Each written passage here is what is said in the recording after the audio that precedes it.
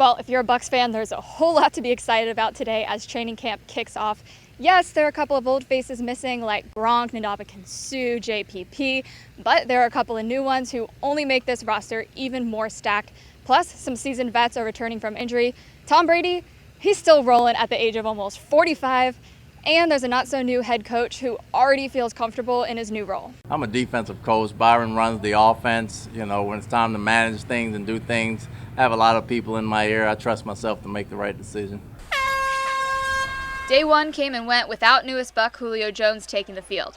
That'll come in time. But what he did do was take to the mic to explain the many reasons he chose to come play in Tampa. Just being with a Hall of Fame quarterback, great quarterback, the coaching staff here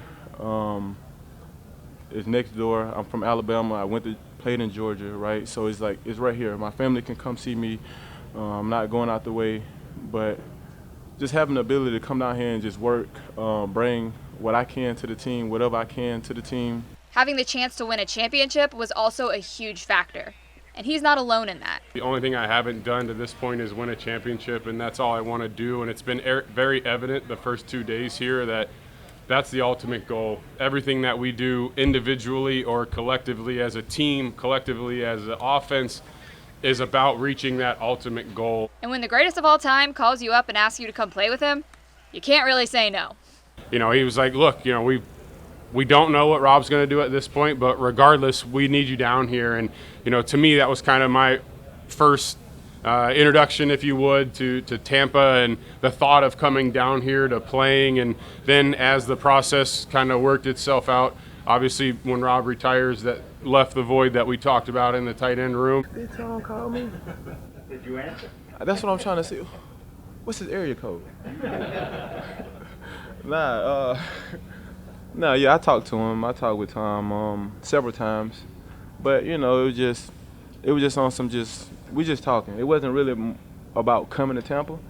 We were just communicating. You know, just filling each other out, I guess. You know, probably was a tactic, but I don't know. You know, I'm here. As for a couple of Bucs we're already very familiar with, Lavonte David and Chris Godwin, both have made a ton of progress recovering from injuries they suffered last season. Godwin isn't practicing yet, but the team is encouraged by where he's at.